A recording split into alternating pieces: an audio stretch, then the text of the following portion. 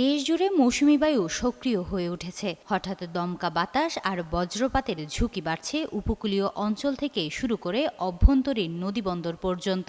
আবহাওয়া অফিস জানিয়েছে, রোববার ভোর থেকে দুপুর পর্যন্ত কয়েকটি জেলায় ঘণ্টায় সর্বোচ্চ ৬০ কিলোমিটার বেগে ঝড় ও বজ্রবৃষ্টি হতে পারে। দুপুর ১টা পর্যন্ত নদীবন্দরের জন্য দেওয়া পূর্বাভাসে বলা হয়, খুলনা, বরিশাল, পটুয়াখালী, নোয়াখালী, কুমিল্লা, চট্টগ্রাম ও কক্সবাজার অঞ্চলে দক্ষিণ অথবা দক্ষিণ পূর্ব দিক থেকে ঘণ্টায় ৪৫ থেকে ৬০ কিলোমিটার বেগে ঝড়ো হাওয়া সহ বৃষ্টি অথবা বজ্রবৃষ্টি হতে পারে। এ কারণে সংশ্লিষ্ট নদীবন্দরগুলোকে ১ নম্বর সতর্ক সংকেত দেখাতে বলা হয়েছে।